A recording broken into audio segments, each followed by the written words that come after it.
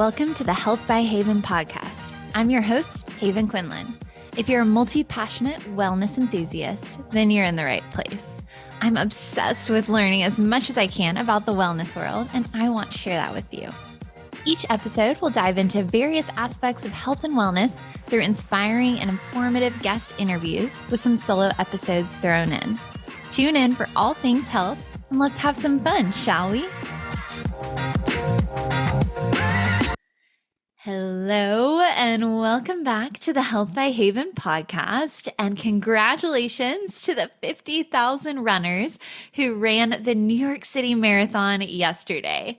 I hope that whether you had your dream race day or you had some tough challenges, that you are so proud of yourself for accomplishing 26.2. I cannot even believe I'm saying this, but today's episode is a conversation with Deena Kastor. If you ask me my dream guest list, Deena would be at the very top of the list, so this is such a pinch me moment. Deena's list of accolades is too impressive to list out completely, but I have to at least name a few for you.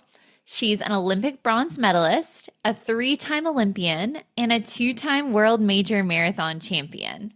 She's held 10 American records, including the half and the full marathon, and she's represented the U.S. on 16 world championship teams. Deena is a wife, mother, traveler, food fanatic, and author of my favorite running book, Let Your Mind Run.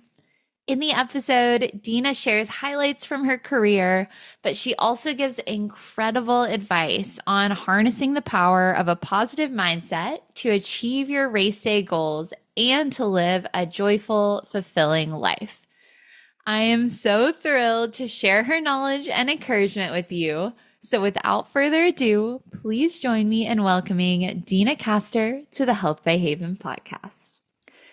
Deena, thank you so much for joining us today on the Health by Haven podcast. I must admit, it's a little bit of a pinch me moment. I've looked up to you as a runner for so long and reread your book every marathon training cycle. So personally, I'm so thrilled to chat with you today, and I know you're just going to inspire so many listeners.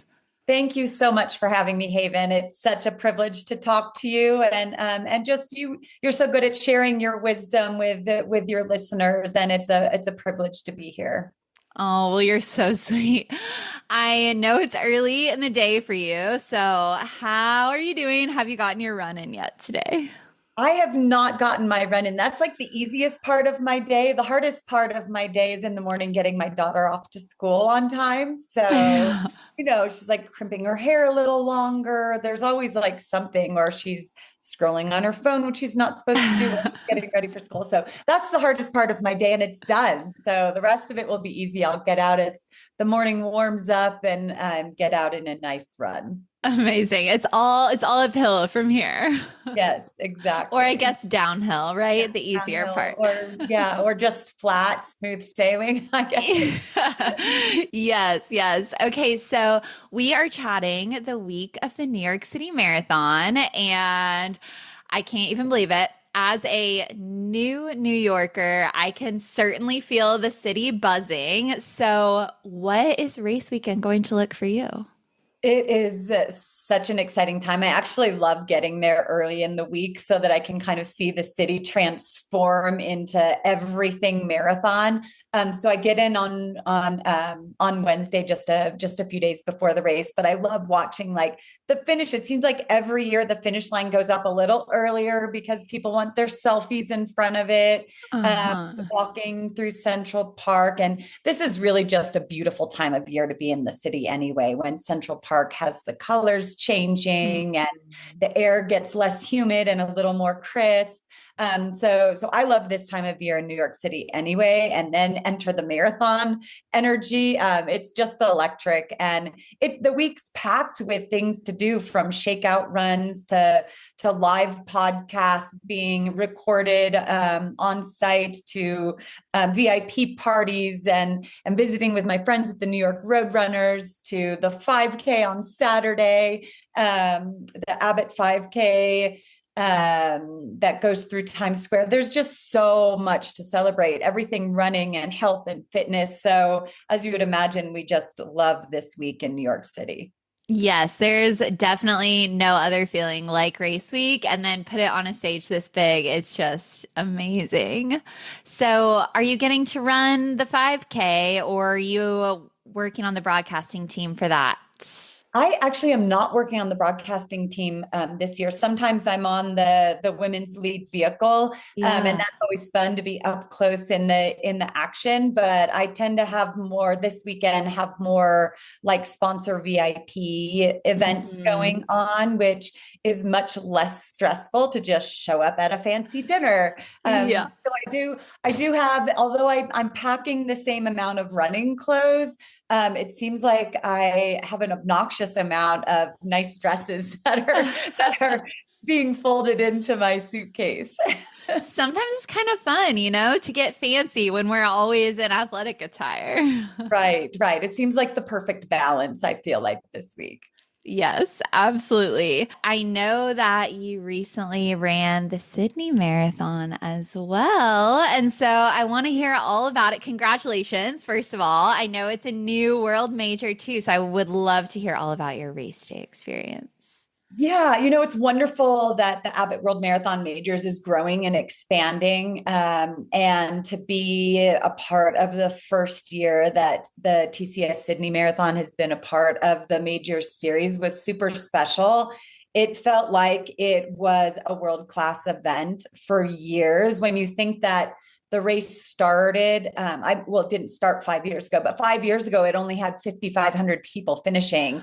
And now it was Wild. 35,000. It was like massive, and felt just so electric. They did a great job, just hosting and already built in those iconic landmarks like the Harbor Bridge and the Opera House. But we got a chance as a family, my husband and 14-year-old daughter, to go whale watching and go to the Taronga Zoo and go snorkeling in the Great Barrier Reef afterwards. So everything revolved around, and we want to go back because it's a huge country. You want to do Yeah. more, you want to experience more. So I feel like it didn't just knock things off our bucket list, it expanded our bucket list because we want to go back and do more.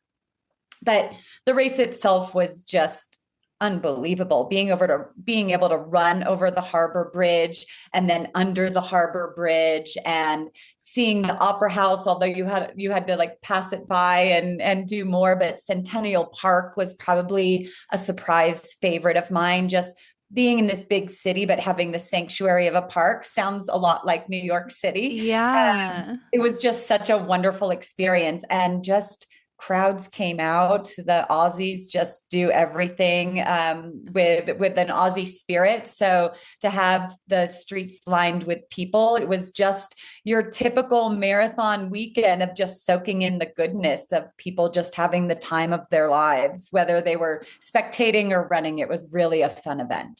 Oh, it sounds amazing. And it's making me excited for race weekend here. But had you been to Australia before, ever like run a race there or anything? I was there 25 years earlier for Oh, my first ever Olympic team. So oh, in yes, 2000, duh. I Oh my made the gosh. Olympic. Well, and I think what wasn't surprising why they did such a marvelous job hosting is because the 2000 Olympics was probably my favorite sporting experience ever. Oh, They say you don't forget your first, but also it was just on the sustainability page. They were so into sustainability and recycling and composting even before like I even knew what those words meant. Uh, yeah. and then and then just the fanfare with which they celebrate, is just iconic in and of itself. So very parallel to that 2000 experience where everything was met with fireworks and celebration. They did so during the marathon weekend too. So this was the first time I could celebrate it with my family, which made Yeah. made it extra special to be able to see like, hey, isn't my job really cool to my 14-year 4-year-old daughter. Yeah, she probably thinks you're like the coolest mom in the world. On days like that, yes, and then the rest of life, the world's nerdiest mom, I think she would say. So balance. I'm well balanced in her eyes, I guess. An important part of life and running. So let's stay on the Olympics thread then for a minute. Obviously, you have an incredible list of accolades in your career, among those being 3 Olympic Games. So you answered one of my questions already, that Sydney was maybe your favorite race experience, or at least Olympic experience. But I'd love to hear a little bit more about some of the differences you saw among the different Olympic games and performances. And of course, I'm sure 2004 is a memorable year as well. So let's get into it. Oh my gosh, what a great question. I think like I've definitely run the gamut of the Olympic experience. And I'll say that in 2000 in Australia, it was just, I can't imagine dreaming up a more special experience I guess if I medaled there, it would have been dreamier. But it was just so much pride in representing the United States, and then so much celebration. In the time we were there, we had training camp in Brisbane, and we got to meet Steve Irwin, the crocodile hunter. Before he passed away, he welcomed the entire USA track and field team to his farm. Wow. So we were running around with his family, like holding baby kangaroos and koalas and having snakes around our neck as we're getting a private tour of his sanctuary, which was so unforgettable. His daughter Bindi was like 1.5 feet tall, carrying a mini boa constrictor around her neck. She was leading us around. Now she's like an adult and carrying on the family passion of animals. So that was just a great way to kick it off. And then the being in Sydney itself, they promote water taxis over land taxis, and that was just such a relaxed way to travel. While we were in the city, these free passes that we could just have access to the waterways. So just like every detail along those lines made it super great. My performance wasn't that great, but as I stepped off the track of the 10,000 meters, I was like, you know what? The only thing that would have made this better would be performing well. And so I vowed that when I came back to try to make a second Olympic team, that I was going to make sure that I brought home a medal. So I feel like I moved training locations and kept my same coach, but we were training in Mammoth Lakes, California, where I currently live, and brought all the best people from around the country to work together so we could elevate each other. And in Athens, 2004, I was able to live out that experience. And so when you think about coming back to the origins of the Olympics and being in Greece, it was super special, and it wasn't lost on me. I did a lot of research on the lore of Phidippides and running into the town of Marathon to claim victory over the Spartans. And it was this beautiful story. And we were going to be able to run on that same path that he took before he dropped dead at the king's feet. After claiming that victory. And so I remember as I was training and all the specifics going into heat training, like wearing long sleeves on a hot summer day, all those little things to try to beat the heat, and the hills, training on hills every single day, just trying to get every little edge in my training, in that specificity of training, and knowing that I was going to overheat. That was a given, but I wanted to be one of the last ones to overheat, and I didn't want to die doing it. So how can I ride that fine line? And so was able to get third that day in Athens. So just really shows that all those little details that add up in getting ready. It's why we have to focus on our fluid intake and getting in the calories and making sure we're running the right pace that's sustainable for us to stay in that energy zone. All the things that the 55,000 people lining up on the Verrazano Narrows Bridge will have thought through. and what to wear on race day to make sure you're comfortable and not shivering if it's too cold or sweating too much if it's too hot. Like just those little details that make the marathon so intriguing and keep us coming back for more to try to master it a little better. So I had a lot of pride that everything came together that day, and grateful for the team around me that allowed that to happen. And then 4 years after that, thinking I was getting ready for a gold medal, just a chance to outshine my 2004 performance, only to break my foot at mile 3, going in fit, but definitely not healthy. And I really believe that training myself optimistically for so many years, like really trying to hone in on my mental game and see how my thinking could get the best out of my physical performance, prepared me for that very moment. Because I did have a little pity party in that bus as I was driving to the stadium I was hoping to claim gold in. As I was on that bus, I was able to turn around so quickly from crying and feeling like, I remember the words coming out of my mouth are, why me? And then I was like, well, that's kind of obnoxious. Why would I want this to happen to anybody else? Shouldn't I just be asking something more simply, like, why did this happen? Yeah. And this was in the span of an hour that I was like, okay, let's figure it out. I may not have the answers right now, but that's my new goal. You know, my goal of gold is gone. So my new goal is to figure out why I was unhealthy. And as soon as I figure that out, I'm going to come back stronger. And so it really set me on a new trajectory and a path that I could find something obtainable. And I was able to figure out that I had zero vitamin D in my body. And so my bones weren't absorbing calcium. And how could I build a stronger skeleton? Well, I'm going to continue weight training and properly weight training and incorporate vitamin D and calcium into my diet equally. It was kind of at the brink of vitamin D kind of being a buzzword in bone health. And so it was very new. There wasn't a lot of research out there. I had to read very specific journals of medicine in order to get that information. It wasn't in like your magazines at the checkout stand at the grocery store. So although it would become that, it was very new information, but I was absorbing all that information and all that vitamin D at the same time. A lot of mushroom dishes and pickled herring, which isn't that great, but good for you. I found a way to eat it on a toasted cracker and like chase it with some orange juice. That made it a little more palatable, but just learning. And so I feel like from the pride of 2000 and representing my country to the height of getting a medal and to the resiliency that comes from a learning lesson, I feel like every Olympic experience was a gift. And that's what we have to take, whether we reach our goals or fall short of them. We really got to just take everything as a gift of knowledge and let it work its way into the fabric of who we're becoming.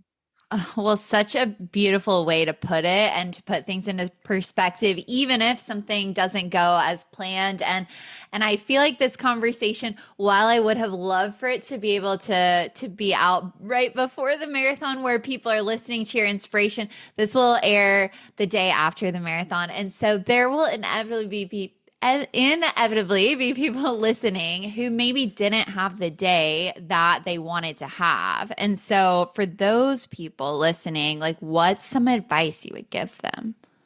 Yeah, it's great. I think resiliency is the greatest trait that anybody can have, because resiliency will always equal success, because it means you're showing up time and time again and learning and relearning from our experiences. And I think when we make it not about performance metrics like time and place, and more about who we are and our character. And to me, it's just always about becoming and not like who you are in that moment. I'm thinking of Taylor Swift's "You're Only Hot as your last hit," but it's more like, okay, what did this experience bring me that I can grow from? And sometimes we can be our worst critics, but we can also be our greatest cheerleaders.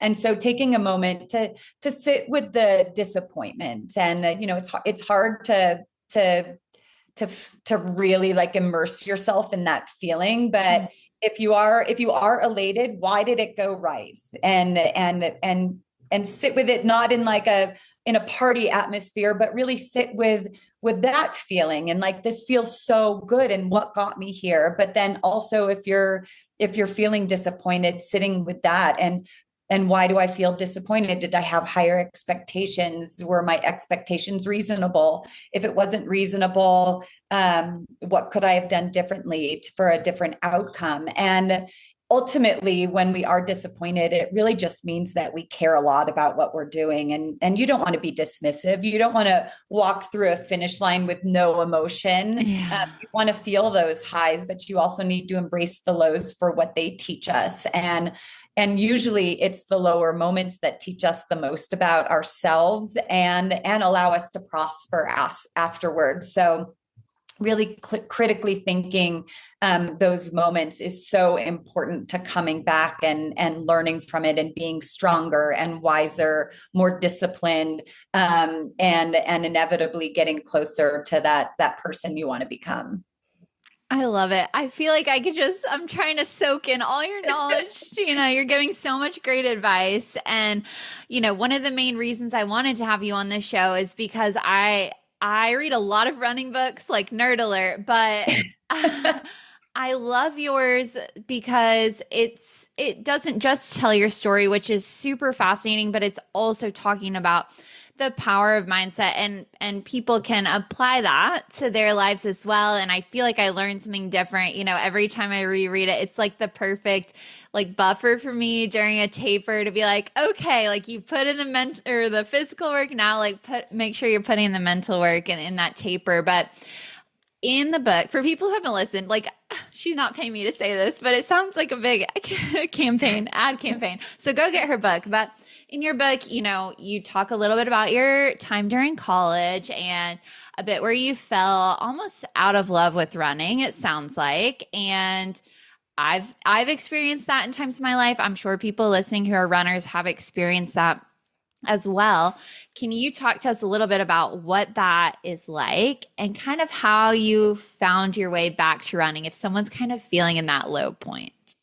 Yes, absolutely. Because we all have them. If we're chasing anybody that follows you and is a listener, are people that are trying to get bits of information to become better, or more holistic. And so my advice is to find, it may sound a little cliche, but your why. And for me, it's like, what gives me joy in this process? And being on this treadmill of performance is not what gives me joy. It is joyful to hit a goal, but the true joy of running for me comes in exploration. There is nothing that fills my cup more than being on a trailhead that I have never explored before. And even better, if I don't have to have a watch with me because I don't have time constraints, I can just go and explore. And maybe it takes a half a day to get back to where I started, but maybe it's just an hour that I have time for. And it's just like seeing new things and smelling new scents on the trailhead, or feeling the seasons change in the air. Like, I just love to embrace it all with all my senses. And so I would ask someone like, why did you have that joyful moment in running, or in your job when you started? What gave you that passion to continue on it? And make sure you're giving that to yourself every now and then. It doesn't have to be every day is full of like these bouquets of springtime bliss, but like, give yourself a flower every now and then, so that you continue to connect with the reasons that you're really passionate and love what you're doing. Because there's always times where we have to open up emails on Monday morning, and that could be like that could be someone's like dark side, right? Their Yeah. dread is like, oh, Monday morning emails, or maybe their dread is the laundry that's piling up, or maybe their dread is cooking dinner. Like find a way to make those things enjoyable, not just your job and why you got started, but like everyday life. There's Mhm. parts of it that just aren't all sunshine. And so find a way to spark it a little bit, give it a little pizzazz and fanfare in only the way you know how. If it's essential oils or music, or I just come back to like the monotony of having to cook breakfast and lunch and dinner and have snacks on the counter. And that could get really monotonous, but I would never allow that to be monotonous and mundane in my house. I want to add fanfare. So if it's an Italian dinner, we're listening to Italian opera while we're doing it and drinking Italian wine. If it's laundry that I have to do, there's going to be music on, or a candle lit, like a fresh linen scented candle Mhm. to just add. I think it's more of like the intention of making it more enjoyable. Mhm. That's really important. And so finding those aspects of your day to make sure that you're celebrating the monotonous or mundane parts of it, so that your whole life is just kind of filled with little sparks of joy. And we get to control that. If we find ourselves rolling our eyes or throwing our head back in dread, those are probably the low-hanging fruits to be like, okay, maybe we can add a little fun and fanfare to this moment. I love that. I feel like two peas in a pod with that. I love the idea of like romanticizing your life, like the little tiny mundane things that are honestly like the majority of our life. The majority of our life is not like the big flashy vacation or party or whatever. You can't be like living for the weekend, living for that thing. Of course, enjoy it, but like you said, I love like put Italian music on when you're cooking Italian food. Like make Yes. everything an occasion. That's so fun. Yes, I love how you put it, romanticizing your life. That's awesome. Yeah. So then you have to like put on your like bustle and Yeah, maybe a maybe like flower tiara in your hair. How else can we do this, Haven? I know you've got some. yeah, I need to pull out all the dance costumes from when I was a kid. Yes. Giving Deena a little break to brag on one of my health coaching clients, Kayla. She and I worked together to set a foundation of nutrition and healthy habits in her life, and I also got to encourage her as her relationship with running grew. When asked about her Health by Haven coaching experience, Kayla shared, "Working with Haven has been a positive and empowering experience.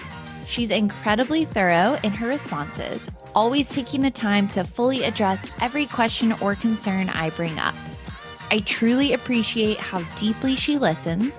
She remembers the details, follows up thoughtfully, and makes me feel genuinely heard and supported. Her advice is not only trustworthy, but also clearly rooted in care and a real understanding of my needs and goals. It's clear that Haven is passionate about helping others, and I feel grateful to have her in my corner." Well, Kayla, likewise. She is such a pleasure to work with. And I would love to work with you too to develop healthy habits, be it nutrition, exercise, or holistic wellness. And as a special thank you for being a Health by Haven podcast listener, I want to give you a free goal setting session. Just message me on Instagram at Health by Haven or email me hello@healthbyhaven.com that you listen to this podcast to claim your free session. I can't wait to help you achieve your health goals. Now, let's dive back into our conversation with Deena. Okay, so main goal of the Health by Haven podcast is to simplify healthy living and help people live their happiest, healthiest lives. So, what's one thing you've been doing lately that's been making you happy, and another thing you've been doing lately for your health?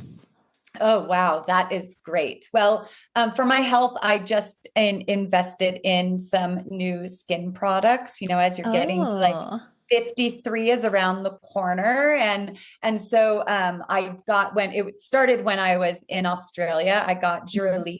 Duraleak products that are cruelty free. There's like a whole list of things that I have to check off my list Uh-huh. in order to make them sound. So they're cruelty free, and it's these rose oils. So I've been starting with rose oil, like a serum and an oil, and also the intention of when you put it on, I like make it like a little spa moment. Like I Yes. shut the door so nobody disturbs me, and I put a warm cloth on my face so my pores are open, and then I pat on this oil, and at the parts that I want to give extra attention, I like do a little tap, like wake up, like plump up. So that's something that's been fun, just in the past month that I've added, is just like a little intentional skincare moment, and a celebration. And because you're making it more intentional, it brings me back to Australia and what a nice time we had in the water, and doing things as a family, and still being able to accomplish what I want to in running, like being connected to that community. So that was super, super special. So I feel like just the fact that I'm warming my face and putting on these oils has like a whole nother dimension. Yeah. I mean, it sounds like you're getting a whole like nervous system reset too when you're Yes. doing that. Yes. There's a whole thing on the vagus nerve right now that I need to like study up on a little bit more, Yes. of like resetting your vagus nerve. But maybe next time we talk, I'll be more educated on that aspect. I'm also really into body and mind. So making sure, even if I have time constraints, I'm getting out the door for that fresh air, mostly because fall is my favorite time of year, Mm. that season change. So making sure I'm getting out, even if it's a time constraint and I only have a little bit of time, I'm like, okay, I'll do 20 minutes now. And maybe I can squeeze in 20 minutes before dinner, like while dinner's in the oven, and watch the sunset somewhere. So making sure I'm getting that physical side of it. But on the emotional side, I also love to learn. So I am taking a course with Eckhart Tolle, the Oh. and I feel like he's really expanding who I am. A lot of it is like sitting in silence, and I think you're supposed to feel uncomfortable in it, but I think as a runner, we're not uncomfortable with silence, because we can be out in silence, we can experience nature silently. So I don't feel uncomfortable with it. I actually really embrace it, and like really being open to your surroundings. So I'm really loving that. I'm only in week 2 of my course with him, but it's been really enriching just in a week's time. So we're recording on a Monday, and so I'm in week 2 of the course with him. Yeah, that sounds so fascinating. And I can agree that running in silence, like I can do that. I'm surprised you're being like finding peace sitting in silence because I do have trouble with that. The sitting part. It's not the Yeah. silence, it's the sitting. Oh my Yeah. gosh, that's hilarious. Yeah. So I need to channel some of that energy Yeah. too, Yeah. especially in the taper. Okay, let's go to 2006, London Marathon. You run the American record in the marathon. What was that like? How were you feeling throughout the race? What did it feel like to cross the finish line and know, like, oh my gosh, I just made history?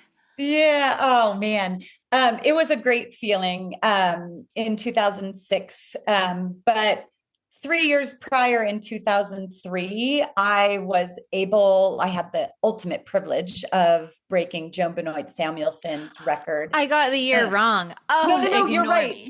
You're absolutely right, because I lowered it in 2006. So you're Okay. absolutely right, Haven. Hmm. But in 2003, and the reason why I'm bringing this up is because of the lessons I learned in that moment, because I got third place in that race. So I lowered Joan's record. She is the ultimate class act. She called me at the finish line, called my agent at the finish line, and he passed me the phone and she congratulated me. I was like, oh my God, what a classy person to do that. To Honestly. not be home being like, darn it, you know? So she taught me, even in that moment, she was teaching me how to be graceful and gracious. Mm. Um, but in the moment, it was bittersweet, because although I had broken this long-standing record by the woman who I really attribute to getting me started in running, when she won gold in the 1984 Olympics, the first ever Olympics that the marathon had taken place for women. I joined our running club later that year. So she inspired me in a million ways, and ever since that, she still continues to inspire me. She just ran the Chicago Marathon 40 years after she had set the American record there. She ran it a Wow. couple weeks ago. So she's just ultimately amazing. But she called me, congratulated me, and I remember standing on the awards podium looking at Paula Radcliffe, who had just broken the world record, Catherine Deriba of Kenya, who had just set a national record. And I thought, it's amazing that I accomplished this, but here's what I can do. Like, these other women were showing me what was possible. So it was a wonderful moment of celebration, but insatiability of like wanting more. Yeah. So 3 years later, heading back to London, it was a drizzly day, as London can often be. I was able to just like run patiently on pace that I knew I could sustain. And there was people with me, and I just didn't act abruptly. I just knew the miles would take care of them, and they slowly fell off pace, and I stuck with the pace, and I was able to run under 2 hours and 20 minutes, which was really kind of iconic at the time. Not many people, I think there's only 4 people in the world who had done it in history. And Yeah. so it felt like I had stepped into this other realm of running history by being able to run under 2 hours, 20 minutes. Now women are doing that in their sleep. I mean, It's like, mind blowing. yeah. I mean, I'm taking that in stride also. In the moment, it was a big deal. Yeah. It allowed me to be ranked number 1 in the world, but here we are, almost 20 years later, and 20 years later, and it's happening every weekend. So It's still a big deal though. That's still very, very fast. no. So the reason why I mentioned that is because it's great to hit your goals, but as soon as you hit them, you like look ahead of like, what more can I do? Right. Yeah. It ended up being my fastest time ever. So I never got faster than that. But in the time, I was still striving to be better. And I think it's a really healthy balance, I think, to be able to pat yourself on the back for a performance, but continue looking forward at more to come. Yeah, well, and I love that perspective too, because I think some people could see it as like, oh, like never satisfied, like it's never enough. So I like that you're viewing it as like a healthy driver to the next goal. Yeah, and the Japanese actually have a beautiful word for it, kaizen, and it's the principle of like unending achievement and the setting of higher goals. And it doesn't necessarily have to mean faster. You can just, I think, now that I'm not faster, I can have a healthier perspective, but it's more like, how can this make me a better person? Maybe not a faster runner, but a better runner. If I can right now, just come to terms with who I am as a runner, I still hurt when I get out there. I love that point in a race around 20 miles, but most of the time it's a lot sooner than that. But you get to that point where it starts to get uncomfortable. And that's like where you really build who you are. Those are your greatest learning moments. So instead of saying like, oh no, this is starting to hurt, just be like, oh yeah, what am I going to get out of this? What tools can I bring to the table to get through this moment, to shake off the fatigue or the discomfort so that the next mile will be a little better. And if you could work your way to the finish line with that perspective of building your character as opposed to like focusing on your goal, I feel like it's a much more beautiful experience. I will definitely be channeling that on Sunday because I know there will be a mile at least where it's starting to be like, oh, like, what am I doing? This is so much. So, what a great way to reframe. Yeah. And Haven, from doing it, like, just because it's uncomfortable doesn't mean it's going to get exponentially worse. Like the next mile could feel better. So I like really try to take the philosophy of like, how do I get out of this bad patch and into something better? And then when you're in a good patch, be like, how can I hang on to this a little longer? Like, I just feel like if you just make a fun game out of it, it takes the seriousness and the levity off of the grandeur of the moment and just makes it into these simple steps. I love the concept of making it a game because it should be Yeah. fun. Like Yeah. obviously it was your full-time job to be running. Most people who are out there it's not, but like yeah, it's going to be hard, but it should be fun too. Yeah. And it's also fascinating to look at the emotion of the moment. Mm. Like on the starting line, when you could be like hyper emotional, I try to just think like, this is no big deal. I go run every single day. I just happen to be surrounded by a lot of other people. And Yeah. so really trying to like dumb down the moment, taking it in, but not taking it in emotionally. I try to take it in more strategically. Um, like what line do I want to follow when the race, when the cannon fires, and wow, look at all these people around me, and wow, look at that view of Manhattan from this bridge, and just kind of taking it in, but really trying to cut off my emotion. And as the race goes on, I like let it become more emotional, which is why the finish line is such a sob fest, right? Because you just did something really important. But in the beginning, I try to dumb it down as much as possible, of just like shrugging my shoulders, dumb race, no big deal. And then as it goes on, and you start to like be like, yeah, this isn't like, I'll get to that point where it's really hurting. Like, yeah, Mm. this isn't a big deal. I could stop and it doesn't matter. I'm like, no, this is a really big deal. Now this is a really big deal.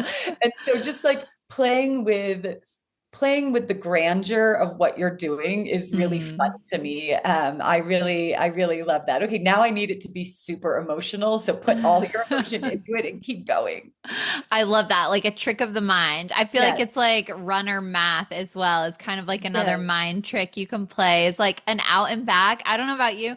When I get to the furthest point, I'm like, oh, it's basically over. Like I'm just running right, home. It's right. like, no, you're actually just halfway. But Right. I know. Yeah, it is really fun. And like, and even playing with the boroughs is fun, right? Like you're mm. touching Manhattan. You still have to go into the Bronx and then back into Manhattan again. But you get to Manhattan, you're like, okay, I'm already here. Look at that. Just trying to play with it so it works to your advantage every time. Yeah. So for everyone listening on Monday who's having the post-marathon blues, can you indulge us and tell us about your race experience in New York? It can be any of them, but I know your debut marathon was New York City. So tell us a little bit about like your personal experience with the race. Yeah.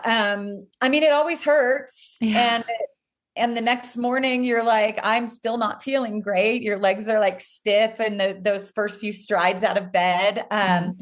But that's like a badge of honor to me, if you Mm. can be like suffering a little bit the next day. It's like getting out and walking and taking in the city, without the nerves that you had leading up to race day. To me is beautiful. So just stepping out into New York City on Monday with your medal, whether you're Yeah. wearing it around your neck or you've got it in your pocket, like your job is to find the best photo opportunity that the city can give you. So have fun, like thinking that through. What direction are you going to walk? What do you want in the background of that photo? And I remember, after the Sydney Marathon, the medal had like a cutout at the bottom. It looked like a shark bite, Uh-huh. but it was actually the sails of the Sydney Opera House that were cut out of Oh. it. And so it was my daughter who did it. She's like, we've got to find out how to get the perfect silhouette so that your medal Monday has the sails in there.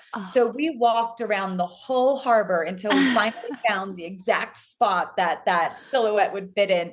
And it was such a fun game that morning to just walk together with my medal and just like holding it up. Nope, that's not it. That's not it. Let's keep walking, and Yeah. finding the spot that gave it that perfect fit of the medal and the opera house.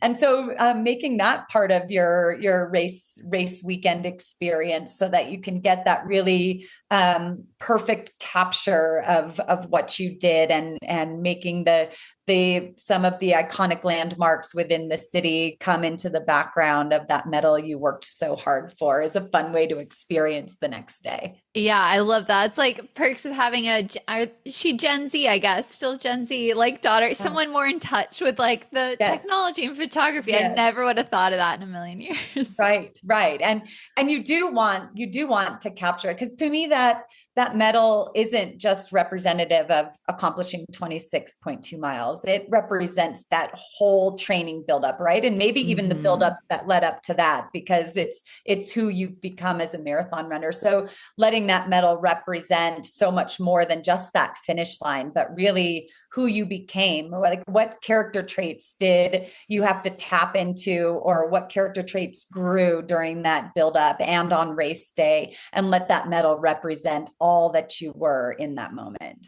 I love it. Do you do like a race journal or like some sort of post-race reflection or something? Yeah, I do. I've journaled for decades, so I do think it's important to pause and kind of let your mind just really dive into the details and explore all the feels that happen post race. And I think the importance of writing it down is that it really, like, our thoughts can be fleeting and not really absorb, but when you pause and write things down, it tends to ingrain itself in you a little bit more. So I feel like journaling has always been really important in pausing and really reflecting on a moment and letting it become part of the fabric of who you are. Because I think we have 75,000 thoughts that go through our mind on a daily basis, like roughly 75,000. And so those can be just gone without any acknowledgement whatsoever. So I think journaling is important so it can become you, as opposed to just something that flies through your head on a windy day. Absolutely. So I have a couple like running or race superlative type questions for you, because you had so many different race distances, over the course of your professional career. I'm curious, what's been your favorite distance to run? Oh, easily the 5K. Like, I love the 5K, and I feel giddy that all the marathons now have these 5Ks the day before the race, before the main event. It seemed so crazy to me. I think New York is the one that started it. But with all the logistics of shutting down a city and all of the police reinforcement and hosting people from around the world, and now you're going to put another race in on the day before, like, it just seems so crazy. But it also is brilliant because family members can come. Like, my husband and daughter ran the 5K the day before the Sydney Marathon, and it was just such a great way to get the whole family involved. And I think marathon runners are starting to travel more with their families, because that is something that can be given to the entire participation.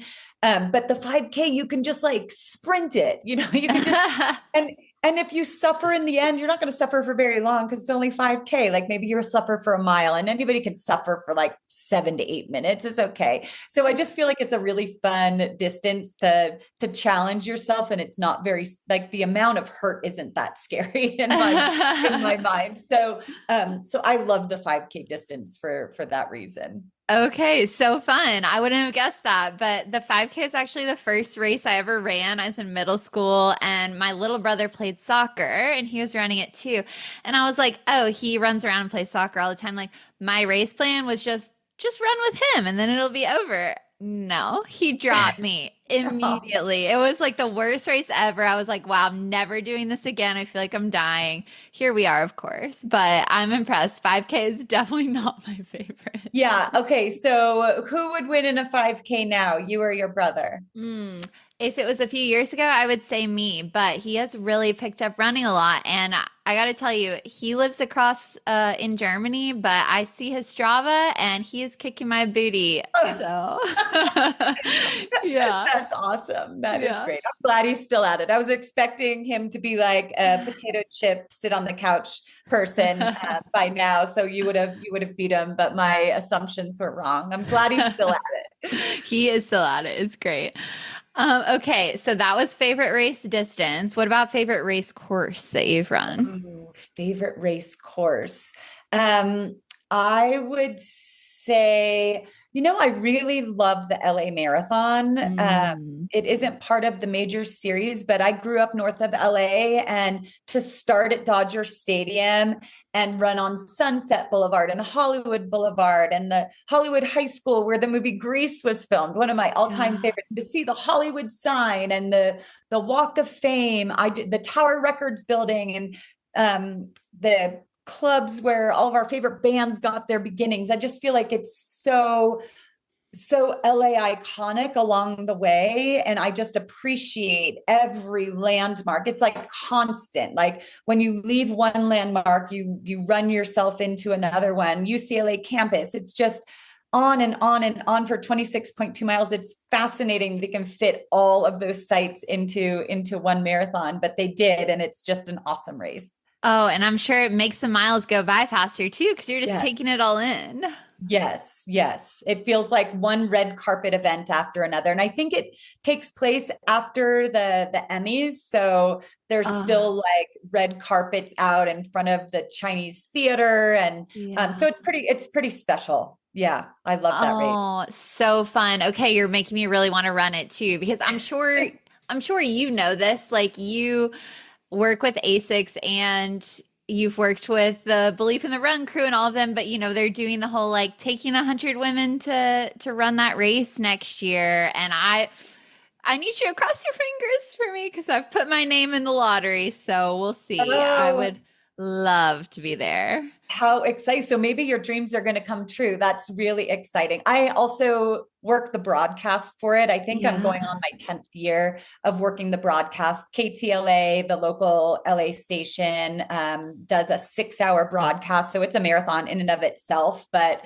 I feel like it's such a privileged way to spend the weekend where I've got all these monitors in front of me, and I get to every aspect of all the races unfolding. And it just feels really, really special each year. Yeah, very cool. Okay, so this might be a silly question then, but like favorite way to experience a race weekend because you've been on, the running front, you've been on the broadcasting front, spectating front. What is it?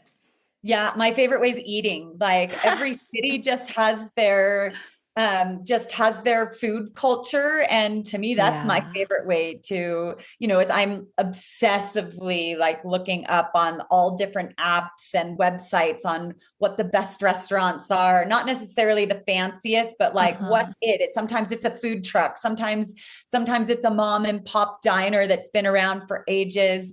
Other times it's something new that's opened up, but I love just like diving into the food culture and finding out where I'm supposed to eat. And luckily, there's 3 meals a day, so you really get to discover a lot about a city as you eat your way through it. So that's my favorite way. And obviously, like I'm fine with like sitting at a bar and dining alone or getting a table for one, but I love socializing over a good meal. So grabbing some friends to tag along is always a special way to reconnect with them. Either running through Central Park or the West Side Highway with them, or sitting down to a good meal in New York City is always a favorite. Those are my two favorite ways to experience the city as well. Yeah, So could not agree more. yeah. Okay, race that you're proudest of. Ooh, gosh. Oh my goodness. Proudest of. Okay, I'll tell you, it's definitely not the 2004 Olympics where I earned bronze, because that was one of the races that I would like to do over, um, Okay. because I don't feel like it was my best. I feel like I ran too safe, um, Okay. and I should have taken a few more risks there, for a shinier medal. Uh, but I would say the race I'm most proud of, 2015 Chicago Marathon. I was seventh place. Um, I had a 6-year-old daughter at the time.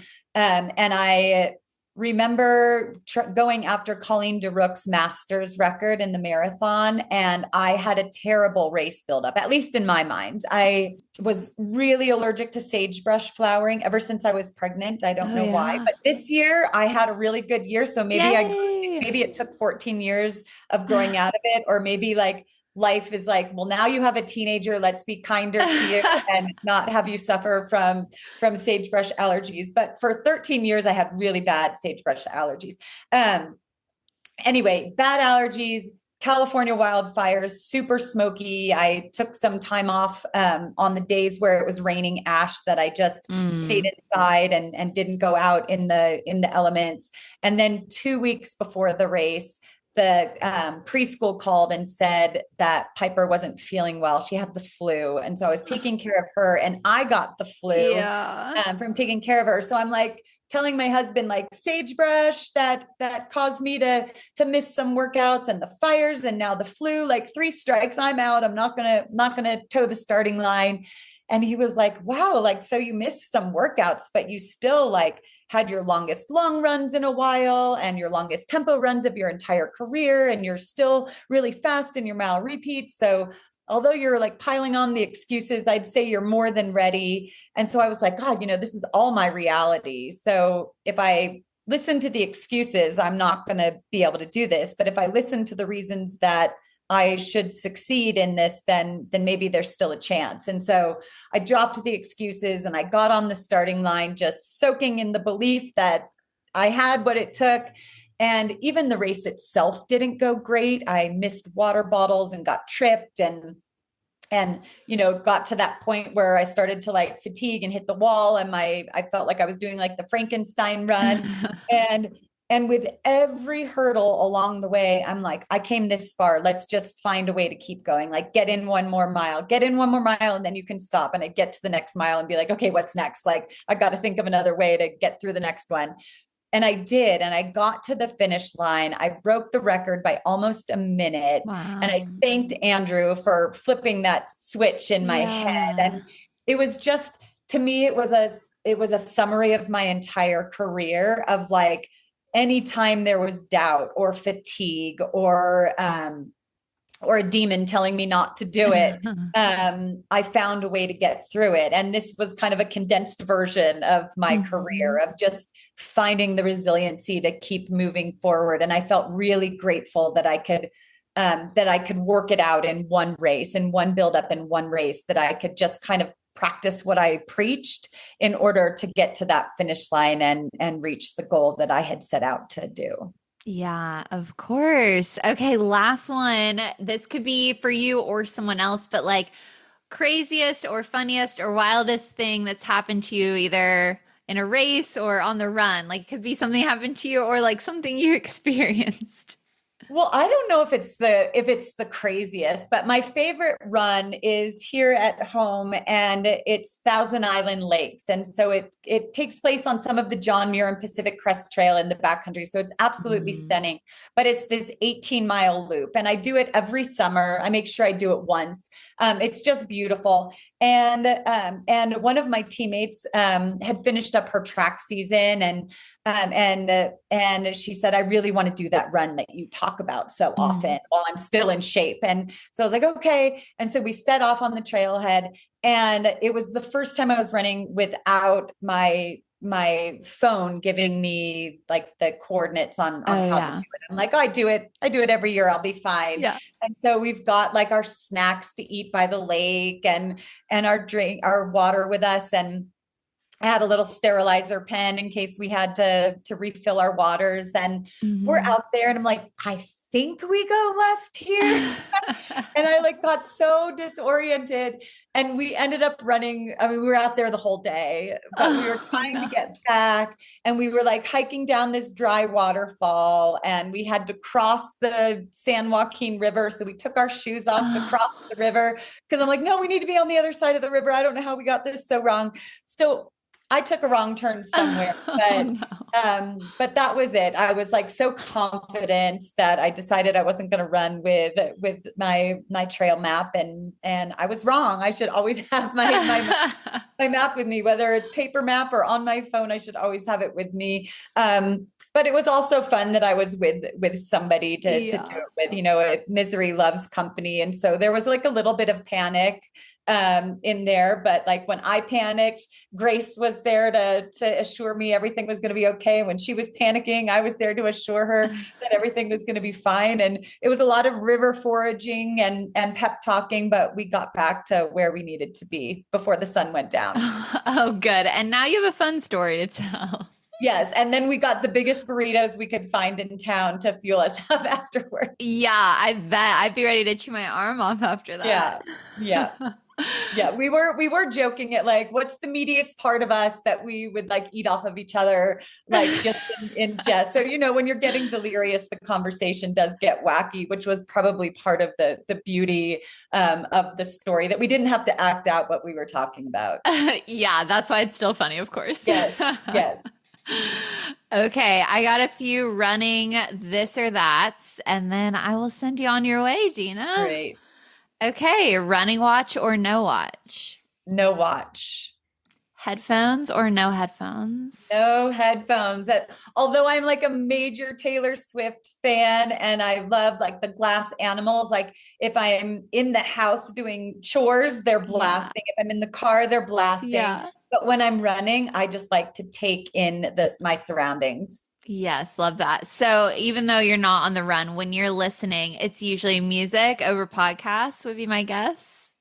I do love podcasts. I do love podcasts too. Yeah. Both then. Because I love to learn. And I feel like it's what better way to tap into someone who has their finger on the pulse of everything, like you, Haven, and get to intimately know people. I feel like it's a more intimate way than reading someone's book or watching something unfold on the television screen. You really get thoughtful discussions and get a sense of who people are. And I feel like it makes you learn a piece of history or knowledge that you wouldn't typically get. Like maybe encyclopedias used to do that for people decades ago, but podcasts is definitely a way to dive deep into information. Yes, I love it as well. And music too, like especially when cooking. I love that. Yeah. Okay, I've gotten us off track already, but morning or evening run? Morning. Solo run or group run? Social. I feel like running so good. Group run, that's the short answer, but running gives us anything we need, whether it's solitude and time to reflect or a chance to banter and gossip. So, but I always choose a group run. I love running with my friends. Yeah. Roads or trails? Trails. And speed work or long run? Oh gosh, I love it all. You're making me making you choose like which child you like the best. Luckily, I only have one child, so I can say it's undeniably her. But oh no, I might say speed work. I'm surprising myself when I'm saying that. I love like the exhilaration that comes with it. It's like you on the hyper mode, I guess. It's like a chance to do that. Yeah, it's okay. I won't make you pick in real life. We can pretend it's like a long run with a workout in the middle or something. Yeah, a long run with some speed work in the middle. Yeah. Oh, well, Deena, I have just had the best hour chatting with you about all the things. I appreciate your time so much and all of your wisdom that you're going to bring to listeners. So for everyone listening, where can they get your book? Where can they follow along so that they can get more encouragement? Oh, thank you. I'm on Instagram at Deena8050. If anybody wants to follow me or message me, I try to be good at communicating back to people. And I would love to know. Oh yeah, my book is Let Your Mind Run. This is not a book tour, I promise you. The book has been out for a while, but a lot of people get a lot of value out of it. I didn't care if people learned about me, but what I really wanted is for runners and people to discover more about themselves and how strong they can be mentally to support their goals and dreams. So Haven, I want to know from you what you hope to be sharing on Monday morning. Oh, well, I hope to be sharing great news. I mean, first of all, either way, I'm going to be pumped to share this podcast episode with people. So that is a win. But I hope to be sharing good news of a PR as always, of course. So we shall see what Sunday brings. I wish you the best of luck. I'll be cheering there. I'll be in New York cheering for you. How exciting to say that. Oh, amazing. Well, my eyes will be peeled. I'll be looking for you, Deena, but thank you again so much. Awesome. Good luck. Thank you so much for tuning in to this episode of the Health by Haven podcast. If you enjoyed today's episode, please be sure to give the show a 5-star rating and leave a review. It makes such a huge difference in reaching new people and spreading the joy of healthy living. I would also be so appreciative if you subscribe to the show in the listening app of your choice so you never miss an episode. Your support truly means the world to me. Have a happy, healthy day, and I'll talk to you again soon.